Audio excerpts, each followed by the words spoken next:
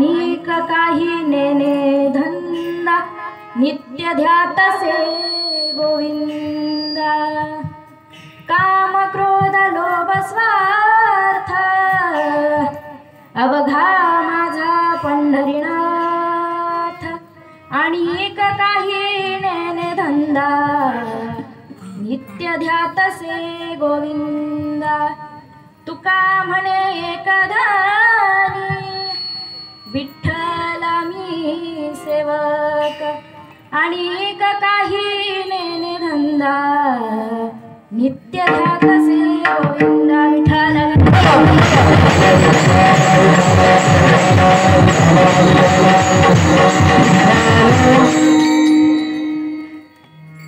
वक्रतुंड महाकाय सूर्यकोटि समप्रभ निर्विघ्नं कुरु मे देव सर्वकार्येषु सर्वदा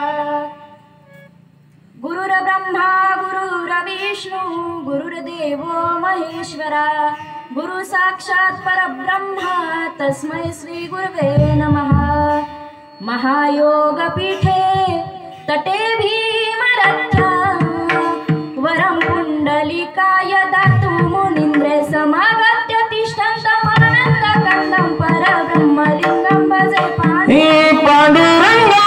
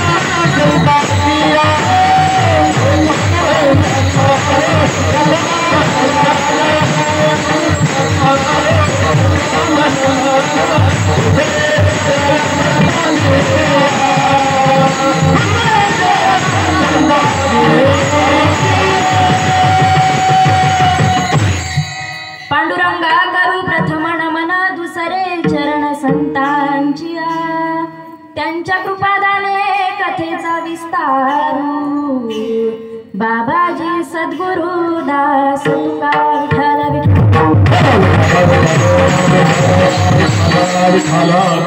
येऊनी संसारी मी तो एक जाणे हारी अनेक काही नेने धंदा नित्य ध्यातसे गोविंद काम क्रोध लोभ स्वार्थ अवघा माझा पंढरीनाथ तुका म्हणे कधानी विठ्ठल मी आणि काही नेने धंदा नित्य ध्यातसे गोविंदा विठाल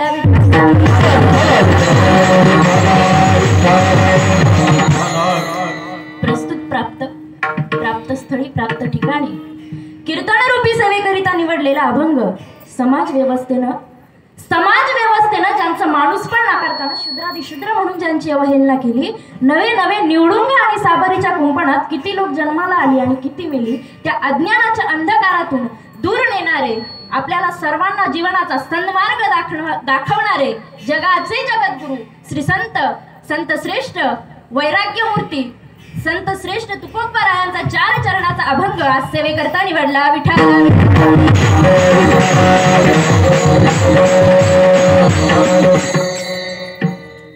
कीर्तनरूपी सेवेकरिता निवडलेल्या अभंगामधून महाराज आपल्याला सांगतात की बाबांनो, मी या संसारामध्ये जन्माला आलो. तुमच्यासारखा माझाही या मृत्यू लोकामध्ये जन्म झाला.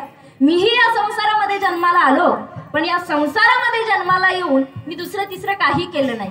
मी फक्त नित्य ध्यातसे गोविंदा, मी माझ्या पांडुरंगाला भजलं. मला फक्त तेवढा संसारामध्ये येऊन माहित होता, बाकी दुसरं तिसरं माझ्या जीवनामध्ये कोणी मला माहित नव्हतं. तुकोबाराय पुढे सांगतात, साधक ज्या वेळेला तुकोबारायांना विचारतो की तुकोबाराय, तुम्ही म्हणतात की तुम्ही फक्त पांडुरंगाला बसता, त्या हरीला जाणता, पण किमान उदरनिर्वाहासाठी काही का होईना करत असा. त्यावर तुकोबाराय सांगतात, बाबा मी काहीही करीत नाही, माझा एकच धंदा आहे. आणि कनेने काही धंदा नित्य ध्यातसे गोविंदा, माझा एकच धंदा फक्त पांडुरंगाचं भजन करणं, एवढं माझा स्वार्थ आहे. बाकी माझं दुसरं तिसरं या जगामध्ये जीवनामध्ये जन्माला येऊन माझ्या जन्माचं काहीही सार्थक नाही. तुका म्हणे जन्मा आल्याचे सार्थक विठ्ठलची एक देखलिया. त्या पांडुरंगाला पाहण्यात माझा सर्वस्व आहे. तो पांडुरंग परमात्मा माझा जीव भाव होऊन उरलाय, माझं सर्वस्व माझा पांडुरंग झालाय. म्हणून सांगतो गड्या हो, ऐका, मला रुसायचं जरी असलं तरी मी देवावर रुसतो. मला स्वार्थ जरी साधायचा असला तरी मी पांडुरंगासोबतच स्वार्थ साधतो. काम क्रोध लोभ स्वार्थ अवघा माझा पंढरीनाथ. माझं सर्वस्व माझा पांडुरंग होऊन बसलाय. मी जगामध्ये इतर कुणालाही मानत नाही आणि मानणारही नाही, कारण माझा तो एक धनी आहे, माझा तो एक मालक आहे. मी त्याची सोडून कुणाचीही सेवा करत नाही. विठ्ठल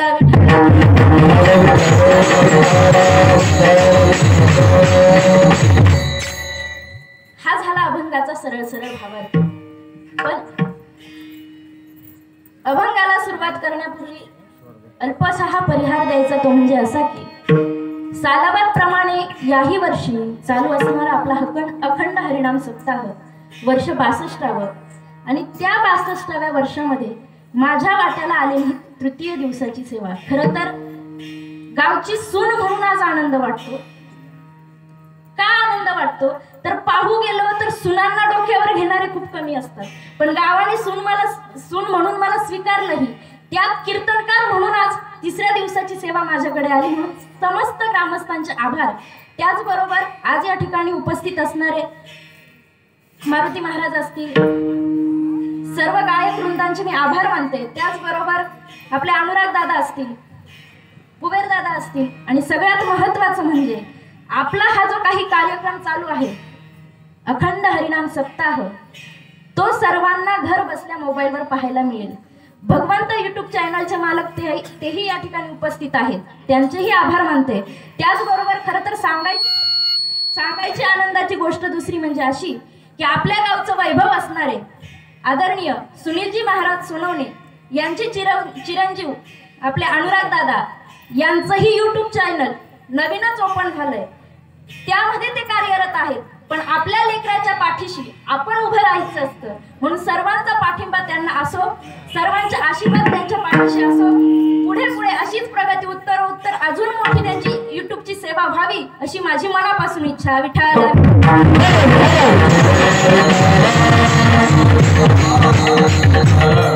सर्वांच्या चरणी नतमस्तक होऊन सेवेला आरंभ. बघा, तुकोबाराय सांगतात की बाबांनो, मी या संसारामध्ये जन्माला येऊन माझं मी कार्य करतोय. काय कार्य करतोय तर तुम्ही एका भगवंताला बसतोय, दुसरं तिसरं काही कार्य माझ्या वाटेला नाही. आता बघा, मनुष्याचं जीवन जर आपण पाहू गेलो तर प्रत्येक मनुष्य हा कर्मप्रधान आहे. प्रत्येक मनुष्याच्या हाताला काम आहे. प्रत्येक मनुष्य जन्माला आल्यापासून काही ना काहीतरी काम करत असतो, कारण ते मनुष्याच्या जीवनाचं सार्थक त्याच्यात समजतं, म्हणून मनुष्य काम त्या ठिकाणी करत असतो. पण पहा, प्रत्येकाचं कार्य त्या ठिकाणी वेगळं असतं. सर्वसामान्य लोक जर पाहू गेलो, आपल्यासारखे सर्वसामान्य शेतकरी, कुणी शेती करतं, कुणी व्यवसाय करतं, कुणी व्यापार करतं, कुणी काय तर कुणी काय, सगळे ज्याच्या त्याच्या पद्धतीनं पैसा कमवण्यासाठी धडपड करत असतात. का तर पैशाने उदरनिर्वाह होत असतो, म्हणून त्या ठिकाणी सर्वांची धडपड त्या ठिकाणी चालू असते. म्हणून हे जे काही चालू असतं ते संतांना अजिबात पटत नाही. म्हणून संत सांगतात, वाढावे संतान गृही व्हावे धनधान्य. संत सांगतात की तुमची हाव एवढीच आहे, वाढावे संतान गृही व्हावे धनधान्य, एवढीच आपली हाव आहे. ह्याची करी हाव संसारी. दुसरा तिसरा आपल्या आयुष्याचा हेतू तरी काय असतो? एवढंच हेतू मनामध्ये ठेवून आपण जगत असतो. वास्तवात मनुष्याला जन्म कशासाठी दिला हे मनुष्य विसरून जातो आणि कार्य करत राहतो. पण या उलट संतांचं तसं नाही. संत सेवा करतात भगवंताची, आपण सेवा करतो संसाराची. पहा,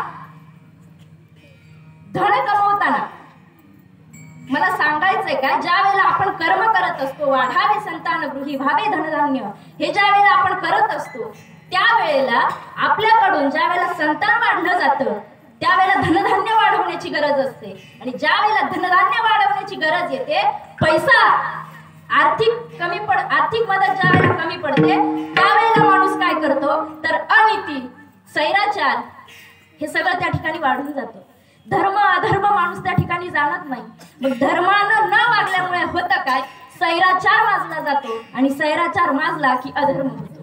आणि हा अधर्म वाढत असला की त्या ठिकाणी संतांना जन्म घ्यावा लागतो. बघा, दुर्योधनासारखी आपली गत आहे. दुर्योधनाकडे त्याचं सर्वस्व होतं, पण तरी सुद्धा त्याला पांडवांचं हवं होतं. सर्वस्व असून सुद्धा पांडवांच्या धनाची इच्छा त्याला होती. मग पहा, आपणही फार काही वेगळे नाही. इकडचं तिकडचं सगळं आपल्या बापाचं, अशी आपली गंमत आहे. पण हे ज्या वेळेला होत असतं, सगळं आपलं आपण समजत असतो, त्यावेळेला आपला खूप मोठा अहंकार आपल्याला आडवा येत असतो, गर्व आपल्याला नडत असतो. तो गर्व आपल्याला इतका आडवा येतो की तो माणसाचा ऱ्हास केल्याशिवाय राहत नाही. म्हणून पहा, आपल्या माणसाला आपला माणूस पुढे गेलेला कधी देखवत नाही.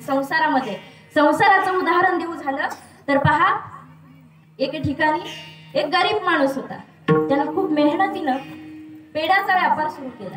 आणि ज्या वेळेला पेढ्याचा व्यापार त्यानं सुरू केला, तो बाजारामध्ये पेढे विकायला घेऊन जायचा. आणि ज्या वेळेला पेढे विकायचा त्यावेळेला त्याला भरघोस असा नफा मिळायचा. का तर त्याच्या पेढ्याला खूप चव होती. पण त्याचं दुर्दैव असं, त्याच्या काही अंतरापासून एक उंदीर मारणारा औषध घेऊन बसायचा. आता तो त्याला पाहायचा, त्याच्या मनात असा प्रश्न पडायचा की याला एवढे गिऱ्हाईक येत्या, मला काही येत नाही. त्याच्या विहिरीला एवढं पाणी लागत, माझ्या विहिरीला का लागत नाही. त्याची ना आपली गत काय फारशी वेगळी नाही.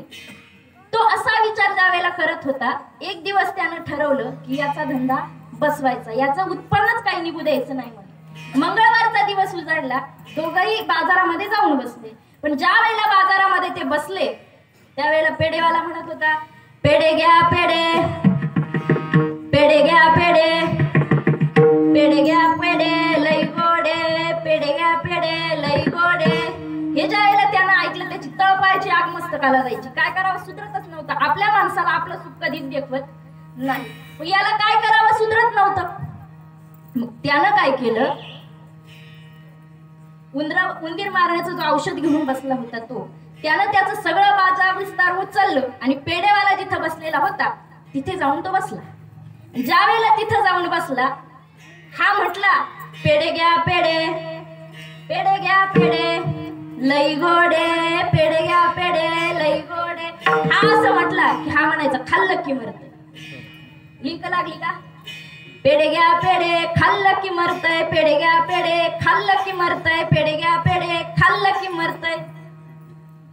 प्रसंग असा घडला एका सुरात हे बोलणं आल्यामुळं गिरायकांना नक्की कळानाच नक्की काय चालू. एकही गिरायक दोघांना सकाळपासून नव्हतं. पण ज्या वेळेला अनिती असणारे माणसं आपल्या आयुष्यामध्ये येतात त्यावेळेला जर आपण स्वतःहून जर जागा बदलली तर त्या ठिकाणी आपलं आयुष्य सुखकर झाल्याशिवाय राहत नाही. म्हणून त्या पेढेवाल्याने काय केलं, त्याचा बाजा विस्तार उचलला, रस्त्याच्या कडेला जाऊन उभा राहिला. 10 मिनिटात त्याची सगळी पेढी संपून गेली. मला सांगायचंय काय, कष्टाची कमाई कधी मिटत नाही, कष्टाची कमाई कधी मिटत नाही आणि फुकटातली कमाई कधी टिकत नाही. विठ्ठल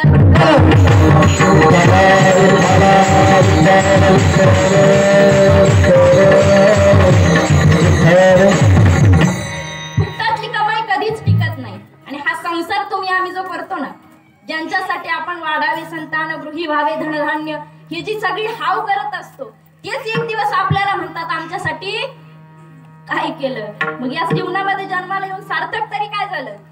उदाहरण देऊन सांगते ऐका. पूर्वीच्या काळामध्ये शेणापोडाची घरं होती, बरोबर.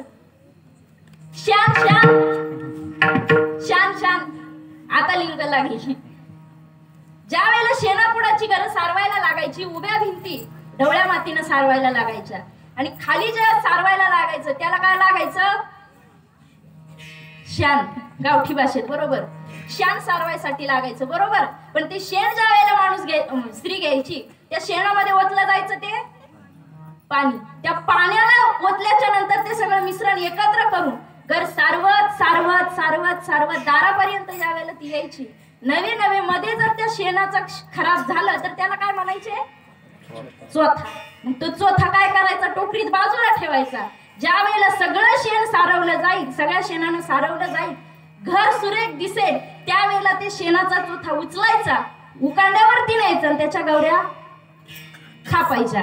ज्या वेळेला त्या गौऱ्या थापल्या जायच्या त्यावेळेला त्या गौऱ्या कुठे जायच्या, कोणाच्या पाण्याखाली जायच्या, बरोबर, मिसरीला जायच्या. अजूनही तो प्रकार जिवंत आहे. कोणाच्या मिसरीला जायच्या आणि या मिसरीला गेलेल्या गौऱ्या कधीच सुखाच्या होत नाही, त्यांनी कॅन्सर होतो. मी त्या कॅन्सरचं सांगत नाही, आपल्या आयुष्याचं सांगते. ज्यांच्यासाठी उभी हयात आपण ठेवतो तीच मुलं आपल्याला विचारत नाही. प्रसंग ऐका. विठ्ठल विठ्ठल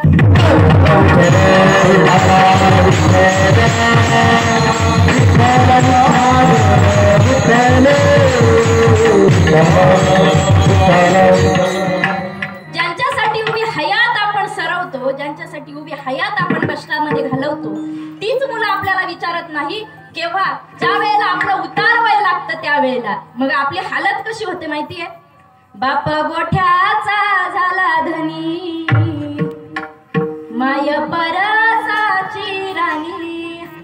बाप गोठ्याचा झाला धनी, माय परसाची राणी. 3 लेका सोनिया, माय घराची हो दासी. पहा, ज्या वेळेला त्या स्त्रीचा वृद्धापकाळ येतो, घरामध्ये वयस्कर ती स्त्री असते, पण लहान मुलासारखं तिला टुपू टुपू टुपू टुपू पडेल ते काम तिला उचलावं लागतं. यासाठी का तिने आपल्याला मोठं केलं होतं, यासाठी का तिने आपल्याला जन्म दिला होता. पण विसरून गेलोय इतिहास, विसरून गेलोय पराक्रम, आमच्या डोक्यात पार पाणी झालंय. त्याची तेवढा भगवंत आता वाफ कर आणि आम्हाला आता बुद्धी दे. बघा, बाप काढलाच घराबाहेर, अरे बाप काढलाच घराबाहेर, दारात रडते ती आई, पण बायकोला मात्र रोज म्हणायलाच तुमच्यासाठी काय. जरा तुझ्या मायाची आठवण बघले का, दिवस लेखाच यावा पोटाला म्हणून किती ना केलते नवस. अरे इकून तिकून तिच्या नवसाला देव सुद्धा पावला, इकून तिकून तिच्या नवसाला पंढरीचा विठुराया सुद्धा पावला, तुझ्यासारखा हिरा तिच्या पदरामध्ये गावला. अरे लहानपणी माय तुला शेतात न्यायची, लहानपणी माय तुला शेतात न्यायची. तुला ऊन लागली ना, तुला ऊन लागली तर स्वतःच्या पदराची सावली धरून राहायची. मग विचार कर बाळा, तुला ऊन लागला तर स्वतःच्या पदराची सावली धरून राहायची. तुला भूक लागली की तू टाय टाय टाय रडायचास. अरे तिचं दूध संपलं की तिचं रक्त सुद्धा ओढायचं. अरे दूध नाहीच तिचं रक्त पिऊन पोचलाय, एखाद्या रक्ताचं तरी ठेव मान. पवित्र अशा मातीचा करू नको अपमान. किती दिवस जगणार लेका, आता झाडावरचं पिकलं पान. तू गोडधोड खा, म्हाताऱ्या माईला शिळी भाकर तरी वाढ. आणि भाकर वाढायला तुझी बायको आडवी आली ना, तिला घराबाहेर काढ. तुझी तुलाच कळली नाही आता किंमत, तुझी तुलाच कळली नाही किंमत. तू आंधळा नाहीस, बहिरा नाहीस, मुका नाहीस, तुझी तुलाच कळली नाही किंमत. नवरा माय बापाला सांभाळतो म्हणून कायम घर सोडून जाण्याची कुठल्याच बायकोत नसते हिम्मत. अरे तुला वाघ बनवलंय माईनं, अरे तुला वाघ बनवलंय माईनं. दुर्दैवानं तिलाच उरलं नाही बायपण. खरा मर्द असशील तर तिचं दर्शन घेऊन म्हण, माय तुझ्यासाठी काय पण, तुझ्यासाठी काय पण, तुझ्यासाठी काय पण. अरे देवासारखा बाप तुझा, देवासारखा बाप तुझा, तोही सोडलास वाऱ्यावर. तुझ्या पोटाची खळगी भरण्यासाठी बाप पहाटच जायचा धाऱ्यावर. तुझ्या पोटाची खळगी भरण्यासाठी बाप पहाटच जायचा धाऱ्यावर. तुझ्या शिक्षणासाठी त्यानं किती सावकार उपसले होते, त्याच्या हितभर जमिनीसाठी सावकारानं पाठीत सुरेख उपसले होते. अरे तुला नोकरी लागली तेव्हा बापानं गावभर वाटली होती साखर, पण आज दुर्दैवानं त्याच्याच ताटात नाही चक्कर सुद्धा शिळी भाकर. चंद्रावर माणसाची प्लॉटिंग सुरू झाली म्हणे. आता माणूस जितका चंद्रावर गेलाय तितकाच खाली गेलाय खोल. माणूस जितका चंद्रावर गेलाय तितकाच खाली गेलाय खोल. जगाच्या अनोख्या संस्कृतीचा घरातच ढळलाय तोल. दुधागत ताटून गेलेत मायबाप, दुधागत ताटून गेलेत मायबाप. दुर्दैवानं त्यांनाच उरलं नाही घरावरती सायपण. खरे मर्द असाल तर मायबापाचं दर्शन घेऊन म्हणा, माय बापा हो तुमच्यासाठी काय पण, तुमच्यासाठी काय पण, तुमच्यासाठी काय पण. विठ्ठल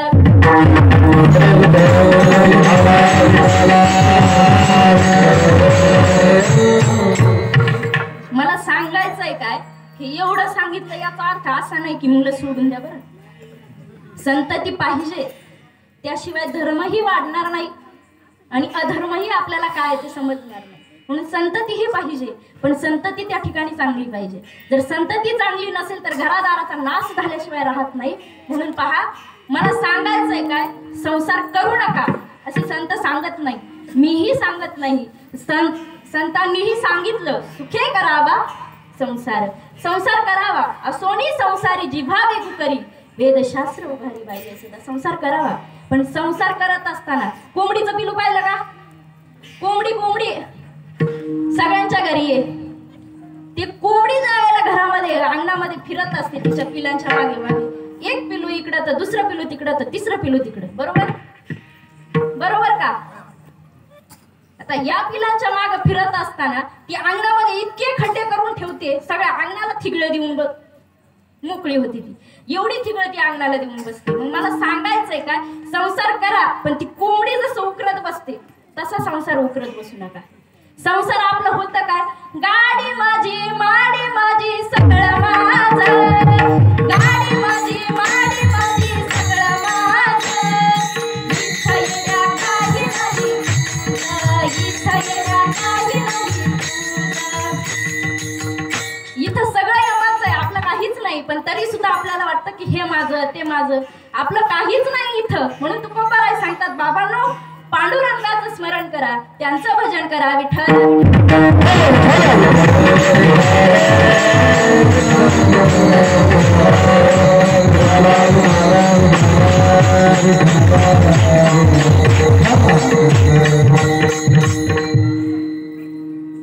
पांडुरंगाचं भजन करायचं, त्यांचं नामस्मरण करायचं. पण आपलं उलट असतं. आपण या संसारामध्ये जन्माला येऊन प्रत्येक गोष्टीचा अहंकार करत बसतो. प्रत्येक गोष्ट आपल्याला वाटतं हे माझं आहे ते माझं आहे, पण इथं काही आपलं नसतं, सगळं भगवंताचं असतं. आणि भगवंताने दिलेल्या नरदेहातून आपल्याला सुटका करून घ्यायची असते, 84 लक्ष योनीतून मुक्तता प्राप्त करून घ्यायची असते. पण आपलं उलट होतं. या संसारामध्ये आपण इतके गुंतून बसतो की आपल्याला कळत नाही. म्हणून एके ठिकाणी शास्त्रकार खूप सुंदर वर्णन करतात, गर्वान वागू नको भल्या मानसा, गर्वान वागू नको भल्या मानसा, कोण दिवस येईल कसा नाही भरोसा, कोण दिवस येईल कसा नाही भरोसा. शेतीवाडी बंगला गाडी आहे कुणाची, शेतीवाडी बंगला गाडी आहे कुणाची, स्वतःच्या देहावर नवलय माझी, स्वतःच्या देहावर नवलय माझी. गर्वान वागू नको भल्या मानसा, गर्वान वागू नको भल्या मानसा, कोण दिवस येईल कसा नाही भरोसा, कोण दिवस येईल कसा नाही भरोसा.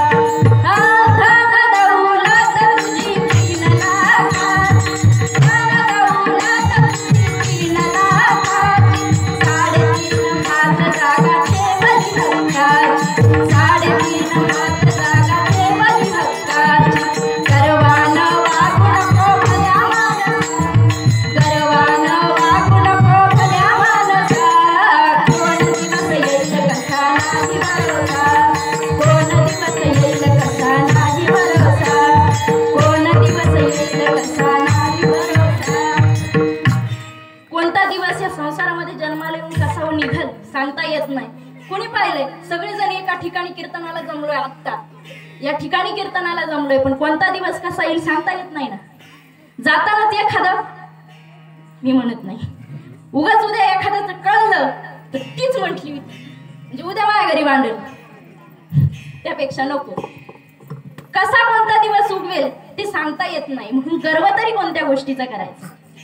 गर्वानं आपण इतके गर्वामध्ये डुबून जातो की जे जे आपण माझं माझं म्हणतो, जी बायको आपल्याला आपली हवी हवीशी वाटते तरुणपणात, ती बायको शेवटी म्हातारपणात आपल्याला म्हणते बाईल म्हणे खरं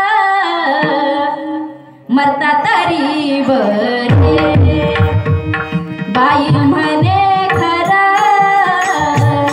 मरता तरी बरे. बायको म्हणते हे खर खर म्हणजे गाढव, आपल्याला गाढव म्हणते आपली बायको.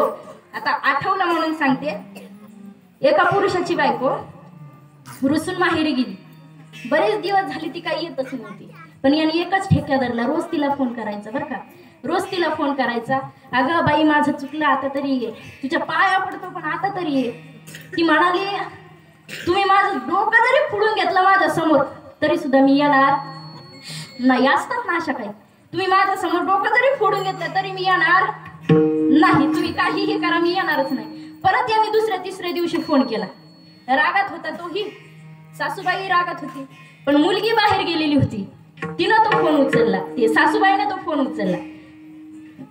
ज्या वेळेला सासूबाईनं तो फोन उचलला त्यावेळेला सासूबाई म्हणाली का हो जावाई? जावायला एरवी सासू बोलत नाही, पण त्यावेळेला बोलली. ती जावायला म्हटली का हो जावाई, तुम्हाला लाज लज्जा शरम आबरू काही आहे की नाही? पहा बरं, सासू एक तर जावायला बोलत नाही आणि बोलायला लागली की लय बेकार बोलत. सासू बोलू लागली तुम्हाला काही लाज लज्जा शरम आबरू आहे की नाही? तिने सांगितलंय ना ती तुमच्या घरी नांदायला येणार नाही म्हणजे नाही म्हणजे नाही. मग इकडून जावाय म्हटला सासूबाई कान देऊ नाही का, हे ऐकून बरं वाटतं म्हणून रोज फोन करतो. नाही कळलं? बायको येणार नाही याचा काही आनंद होतो. मग पहा आपण संसारामध्ये किती बुडून जातो. विठ्ठल विठ्ठल.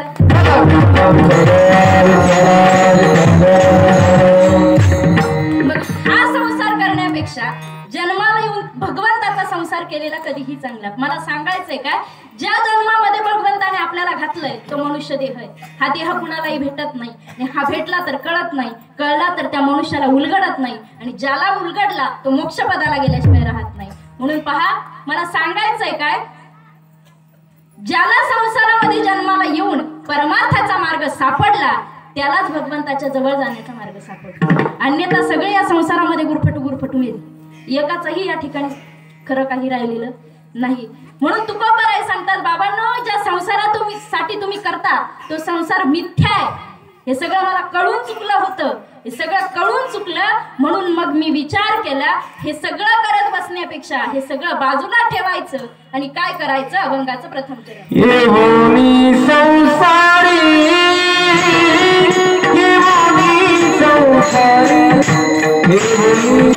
म्हणून त्या भगवंताचं भजन मी सतत करतो. एवढंच काय, तुकोबारायांची संसाराच्या बद्दलची आसक्ती जर आपण पाहू गेलो तर तुकोबाराय सांगतात की बाबांनो, जाळो मी संसार बैसालो अंगानी.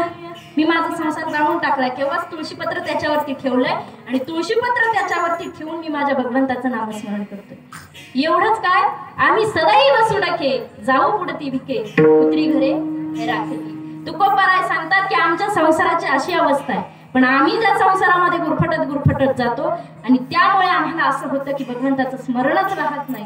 मला सांगायचं असं होतं की पहा, संतांना देवाचं वेड लागतं बरोबर, नवे संतांना ज्या वेळेला भगवंताचं वेड लागतं त्याच वेळेला भगवंताला सुद्धा भक्ताचं वेड लागतं.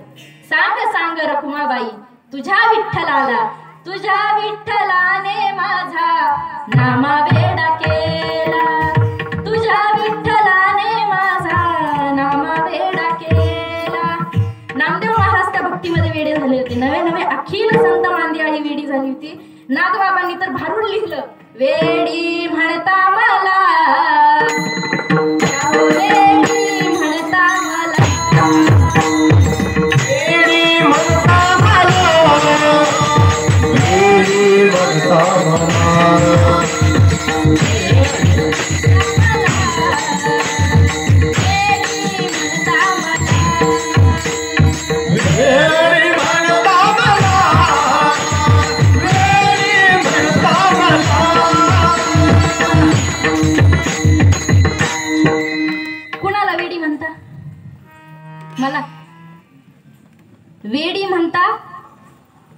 मला म्हणजे मी शाणी, तुम्ही म्हटले नाही असं. विठ्ठल विठ्ठल.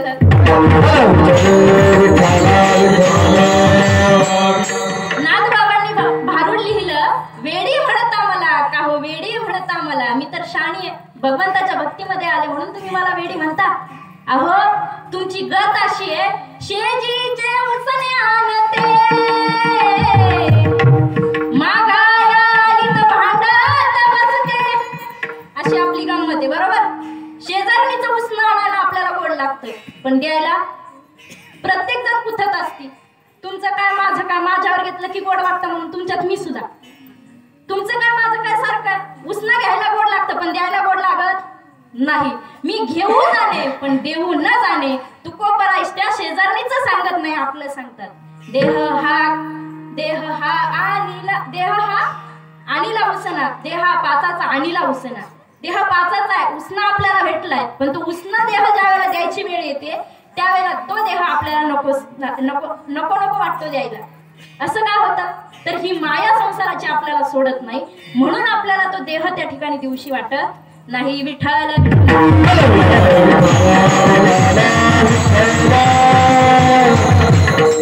या देहाची सार्थकता आपण पाहू गेलो तर मनुष्याला सार्थक काही करताच येत नाही या जन्मामध्ये येऊन. तुकोबराय म्हणतात, मी मगाशीही प्रमाण दिलं, तुका म्हणे जन्मा आल्याचे सार्थक विठ्ठलाचे.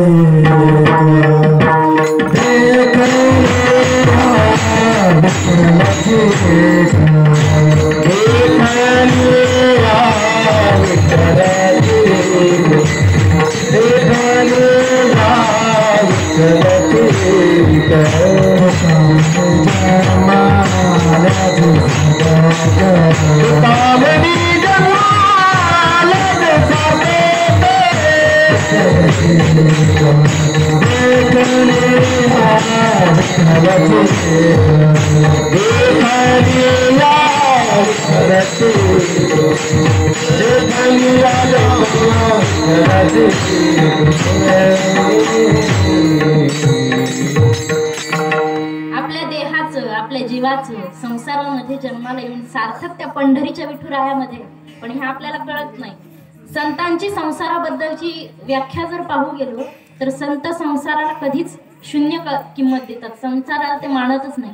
संसाराच्या नावे घालून या शून्य वाढत आहात शून्य. आम्ही संसार सोडून दिला, संसाराची आसक्तीही त्या ठिकाणी सोडून दिली आणि आम्ही काय केलं, भगवंताचं स्मरण करू लागलो. इतकं भगवंताचं स्मरण केलं, इतकं भगवंताचं स्मरण केलं की आम्हाला त्यात वेडा होऊन गेलो आम्ही. गोविंद गोविंद मनाला गलिया छंद, गोविंद गोविंद मनाला गलिया छंद. त्या मनाला इतकं पिसं लागलं की मन भारावून गेलं त्या पांडुरंगावर. एवढंच काय, हे सगळं ज्या वेळेला झालं त्यावेळेला मला माझ्या कामाची, माझ्या व्यवसायाची, धंद्याची कसलीही सोय उरली नाही. आणि मग मी काय करू लागलो, माझा एकच धंदा झाला तो म्हणजे अभंगाचा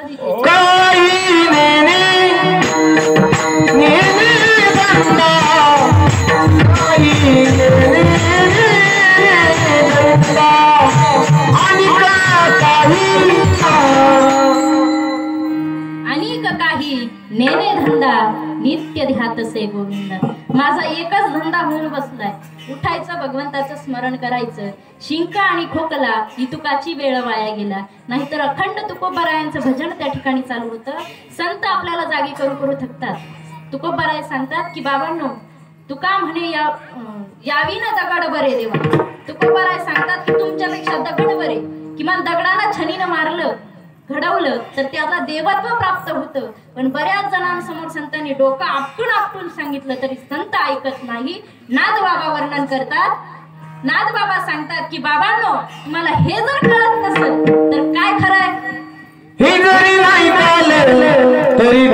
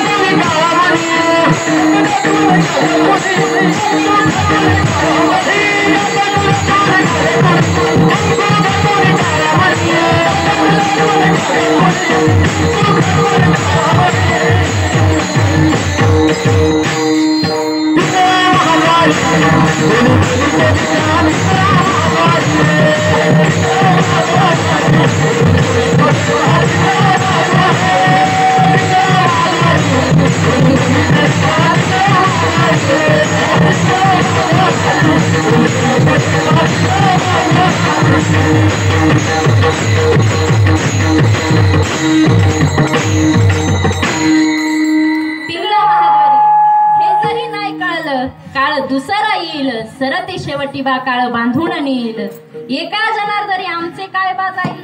संतांचं याच्यात काही जाणार नाही, उलट या आपली हानी आहे, पण हे आपल्याला कळत नाही.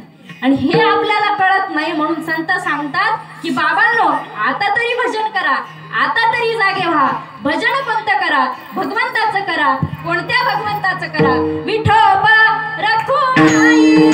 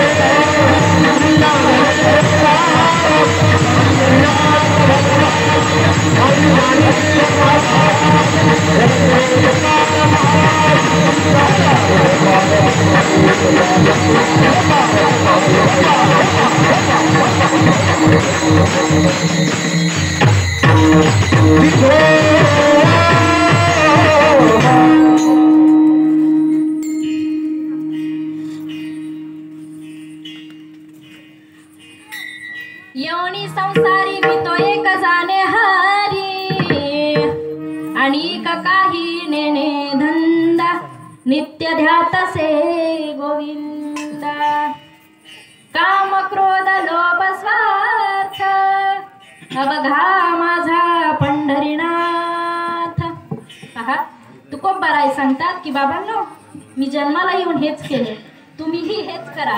संत सांगतात बाबांनो भगवंताचं नामस्मरण करा, त्याशिवाय आपल्याला या जगातून मुक्तता नाही. नवे नवे हा जो मनुष्य देह आपल्याला मिळालाय त्या मनुष्य देहातून आपल्याला सुटका नाही.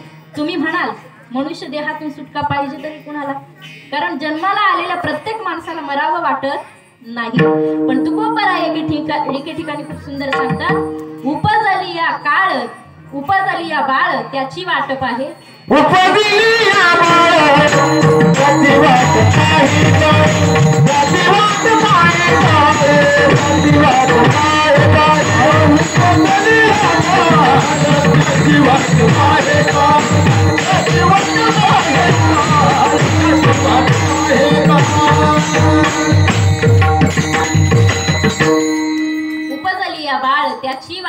आहे काळ. पहा, फार काही आता वेळ घेणार नाही, कारण पुढे आपल्याला वेळ फार कमी आहे. आज खरं तर सांगायचं झालं तर तुकोबारायांच्या अभंगावरती चिंतन मांडत असताना तुकोबारायांनी संसार कसा केला आणि आपला संसार कसा असावा याबद्दल सांगड घालत असताना परमार्थ आणि संसार याची सांगड मला जेवढी जमली तेवढी मी सांगितली. खऱ्या अर्थानं जर काही चुकलं असेल तर ते माझं मला परत करा.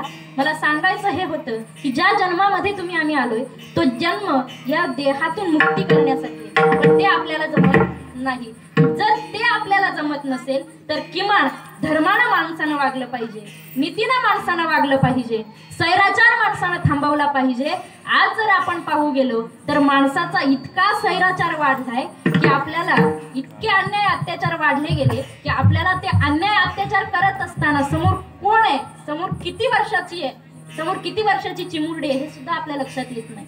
पण तेच जर आपण तुकोबारायांच्या छत्रपती शिवाजी महाराजांच्या बाबतीत जर पाहू गेलो तर ज्या वेळेला रांझा गावच्या एका गावामध्ये प्रसंग घडला, रांझा नावाचं गाव आहे, त्या गावामध्ये प्रसंग घडला, एका स्त्रीवरती अत्याचार झाला आणि तो अत्याचार ज्या वेळेला झाला त्या स्त्रीला तो अत्याचार सहन झाला नाही म्हणून तिने विहिरीमध्ये जीव दिला. हे ज्या वेळेला राजाला कळलं त्यावेळेला राजाने तत्क्षणाला त्या माणसाचे हात कलम केले, पाय कलम केले. मग मला प्रश्न हा पडतो, आमचा महाराष्ट्र नक्की त्याच छत्रपती शिवाजी महाराजांनी घडवला होता का ज्या छत्रपती शिवाजी महाराजांच्या भूमीमध्ये आज आम्ही राहतोय?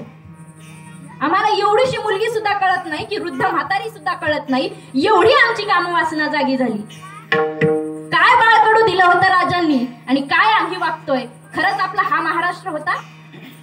ज्या वेळेला कल्याणचा खजिना लुटला गेला राजांकडून, कल्याणचा खजिना ज्या वेळेला लुटला त्यावेळेला राजा अत्यानंदात होते आणि ज्या वेळेला अत्यानंदात असणारे राजे आबाजी राजे, ज्या वेळेला आबाजी पंत समोरून नजराना म्हणून एक स्त्री त्यांना भेट दिली. पहा, प्रसंग असा आहे, कल्याणी खजिन्यासह लुटली सुभेदाराची सुन, कल्याणी खजिन्यासह लुटली सुभेदाराची सुन, नजराना समजून आणली अबला बाजीनं, वार्ता करता संतापाने लाल झाले राजन, परणारी तर माते समान धर्माची शिकवण, चारित्र्याचा महामेर तो पटतय का मंडळी, अहो पटतय का मंडळी, पटतय का मंडळी ना आम्ही शिवबाचे गोंधळी, पटतय का मंडळी ना आम्ही शिवबाचे गोंधळी, पटतय का मंडळी ना आम्ही शिवबाचे गोंधळी. आम्ही शिवरायांच्या विचाराचे गोंधळी आहोत. पण दुर्दैव आमचं असं झालं की आता आमचं असं होऊन बसलंय की शिवशाहीचा विचार चांगला पण लोकशाहीला तो मात्र आता पेलवत नाही. शिवशाही चांगली पण लोकशाहीला ती आता पेलवत नाही. म्हणून पहा, ज्या वेळेला तिसरी राजांसमोर आणली गेली त्यावेळेला राजांच्या मुखातले उद्गार राजे उद्गारले. राजे काय म्हणू लागले, काळ्या रात्री तळपत होता तिच्या रुपाचं उन्हा, काळ्या रात्री तळपत होता तिच्या रुपाचं उन्हा, अशीच देखणी होती त्या मुसलमानाची सून, अशीच देखणी होती त्या मुसलमानाची सून, त्या तरुणीला आई म्हणाला राजा तो शिलवान, त्या तरुणीला आई म्हणाला राजा तो शिलवान, आनंदाने नाचत होते शिवरायांना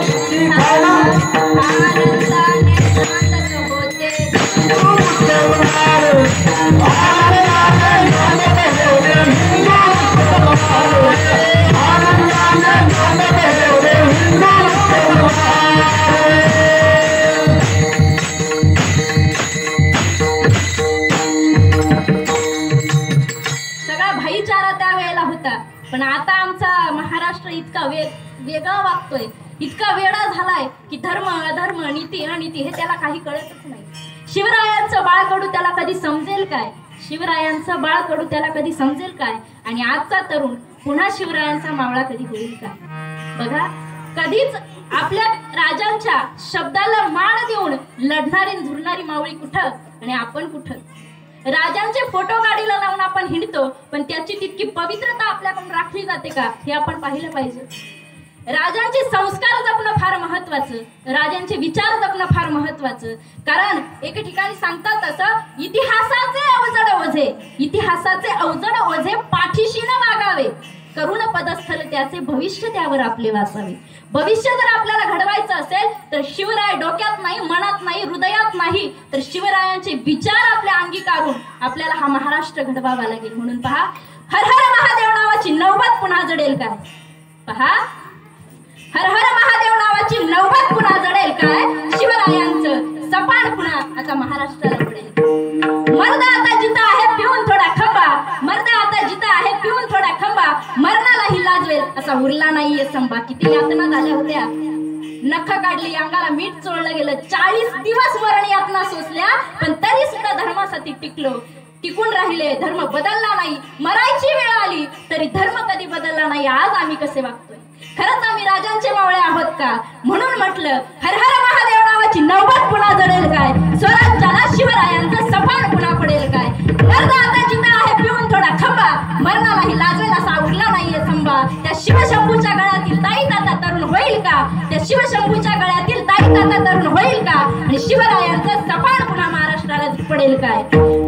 कागद खाऊन रस्त्यावरच्या आता चरतात आमच्या गाई, कागद खाऊन रस्त्यावरच्या आता चरतात आमच्या गाई, आणि पार्लरमध्ये रोज आता सत्य आमची आई. म्हणून म्हटलं, जिजाऊंच्या विचाराचं बाळकडू आम्हाला कधी मिळेल काय? शिवरायांचं सपान पुन्हा महाराष्ट्राला पडेल काय? विठ्ठल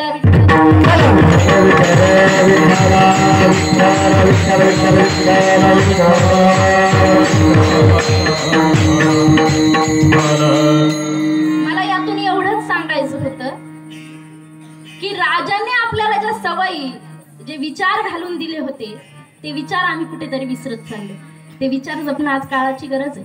राजांचे विचार जर आपल्या मस्तकात असते तर अल्पवयीन मुलीवरती बलात्कार कधी झाला नसता, वृद्धाप स्त्रीला कधी ते अत्याचार सहन करावा लागला नसता, नवे नवे आई बापाला कधी गोठ्याची वाट दिसली नसती. सगळं काही सुरळीत होतं, कारण त्यावेळेला नव्हते कलम नव्हता कायदा तरी सुखी होती प्रजा. कारण सिंहासनावरती आरूढ होता छत्रपती शिवबा राजा. त्या राजाच्या अस्तित्वामुळे आपण आहोत. पण आमचं दुर्दैव आता असं होऊन गेलंय की आम्ही राजाला विसरून गेलोय. असो, आपल्याला मला सांगायचं हे होतं की जर आपल्याला संसारामध्ये येऊन भगवंताचं नामस्मरण करता येत नसेल तर किमान माणुसकीने माणसाशी वागलं पाहिजे, हे महत्वाचं. पण दुर्दैव आमचं असं की आम्ही माणुसकी आता विसरून चाललोय. माणुसकी आता इतकी विसरून चाललोय की एखादा माणूस रस्त्याने जात असताना पडला तर त्या माणसाचे पहिले फोटो काढले जातात, ते व्हायरल केले जातात, मग त्या व्यक्तीला हात दिला जातो. काय महाराष्ट्र आहे आमचा? शास्त्रकार खूप सुंदर वर्णन करतात.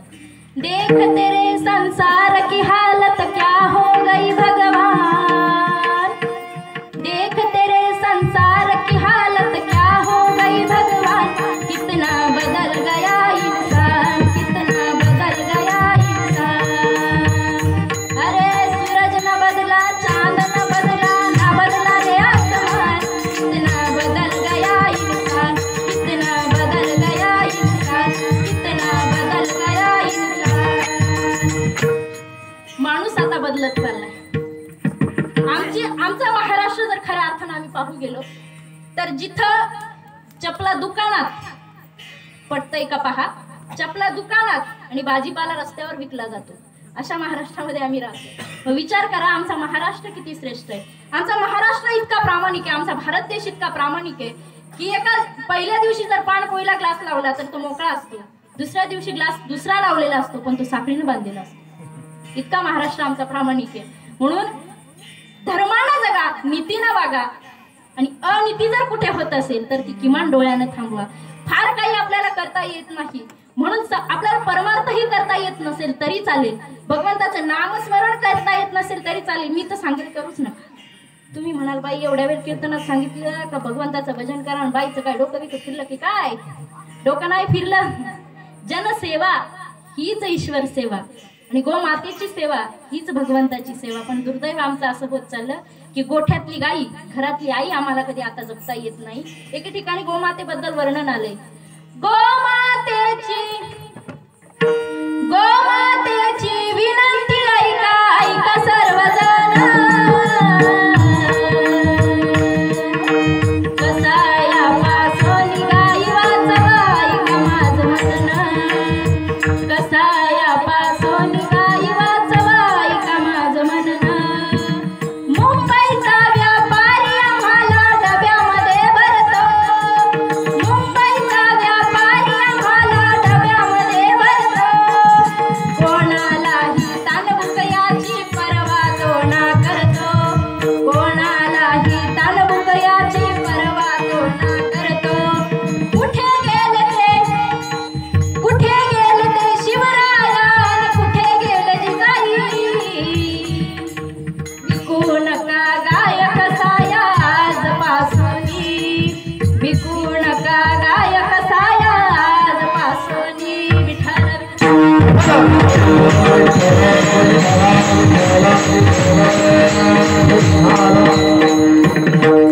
घरातली गाई गोठ्यातली आई आणि रस्त्यावरची जाणारी ताई जर सुरक्षित राहिली तर महाराष्ट्र सुरक्षित राहील. पहा तुकोबारा या अभंगातून सांगतात की बाबांनो, मी संसारामध्ये जन्माला येऊन मी जे काही केलं ते सगळं माझं पांडुरंगाशी होतं. माझं काहीही घेणं देणं असेल लेणं देणं असेल तर तो सर्वस्व माझा पांडुरंग आहे. का तर त्यानं मला जन्म दिलाय. त्याचं भजन करण्यासाठी मी दिनरात कष्ट करतोय. त्यांनी मला स्वीकारावं म्हणून मी त्याच्यावरती रुजतोय. नवे मला राग जरी आला तरी मी तुकोबारायावरती काढतो. माझा स्वार्थ जरी साधायचा असेल तरी मी तुकोबारायांवरच तो स्वार्थ साधतो. अभंगाचं तृतीय चरण.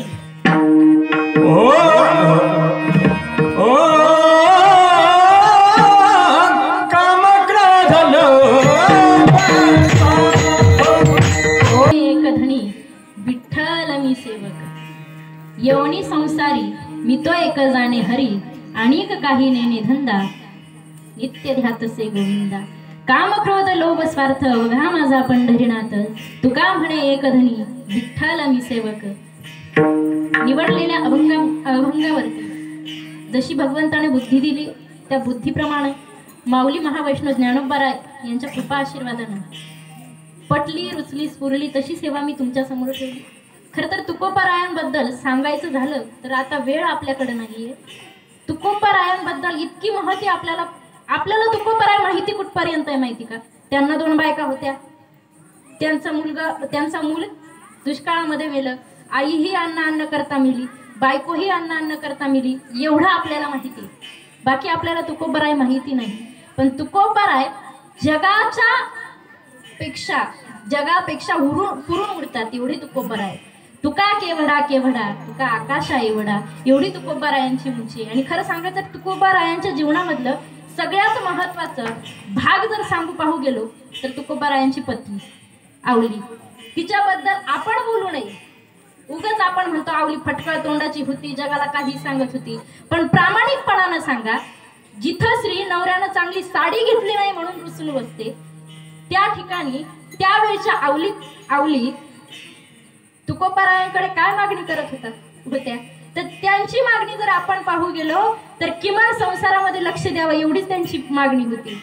ज्या वेळेला स्वतःचं मूल मेलं तिथे बायको संसार थाटते. स्वतःची आई अन्न करता मिली तिथे बायको संसार थाटेल.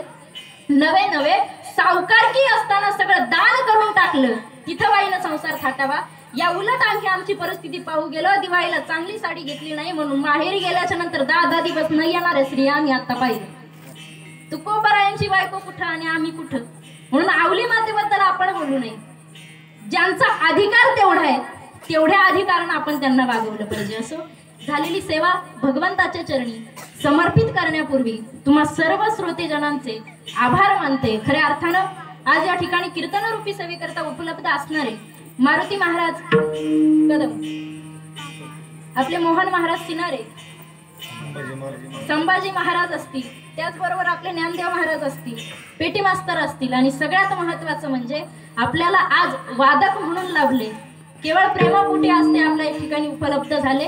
कुबेर महाराज जगधने, त्यांच्यासाठी एकदा टाळी वाजवा. कारण ज्यावेळेला माणूस व्यापामध्ये असतो, येण्यासाठी वेळ नसतो, पण दिलेल्या माणसाचा शब्द जपायचा म्हणून वेळेवर या ठिकाणी उपलब्ध झाले. त्यांचेही मनपूर्वक आभार. सप्ताह कमिटीचे मनपूर्वक आभार. ज्यांची सर्वोत्कृष्ट कुठेही गावात काही असलं की ज्यांची साऊंड सिस्टीम असते असे असणारे गणेश दादा, त्यांचेही मनपूर्वक आभार. खरं तर आपण त्यांचं स्वागत टाळ्यांच्या गजरामध्ये केलं पाहिजे, कारण त्यांना असं कधी सांगावं लागत नाही, गणदादा आवाज वाढवा, आवाज कमी करा, एवढंच नाही. त्यांना जर आपण सांगितलं की गणदादा आज नाही बरं होऊ शकत हे काम, आज नाही होणार, पण तरीही कधी आडून न पाहता कोणासाठीही मदतीला धावून जाणारे गणेश दादा असतील. त्याचबरोबर सगळ्यात महत्त्वाचं सांगायचं झालं तर मी आज तुमच्या समोर कीर्तनासाठी उभी आहे. असं सांगितलं जातं की एखादा पुरुष यशस्वी झाला की त्याच्या मागे त्याच्या बायकोचा हात असतो, त्याच्या स्त्रीचा हात असतो असं म्हणतात. पण आमच्या दोघांच्या बाबतीत गणित उलट आहे. भगवंताने वेगळी संगत घालून दिली आमची. एका स्त्रीच्या मागे एका यशस्वी पुरुषाचा हात असतो, म्हणून एकदा टाळ्या वाजवा. मी का असं सांगितलं, आज परमार्थामध्ये जर पाहू गेलो तर असे प्रसंग आपल्याला पाहायला मिळतात की लग्नाच्या अगोदर सांगतात, हा अनुभव तुम्हाला आला असेल, लग्नाच्या अगोदर सांगतात की कीर्तन करून देऊ, पण लग्न झाल्याच्या नंतर वळकुटी बांधायची, घरातला संसार पाहायचा. हे या ठिकाणी झालं नाही. गावानेही मला सून म्हणून तर स्वीकारलंच, पण लाडकी कीर्तनकार म्हणून गावाने स्वीकारलं. म्हणून गावकऱ्यांचेही आभार. सर्वांच्या चरणी नतमस्तक होऊन सेवेला पूर्ण विराम.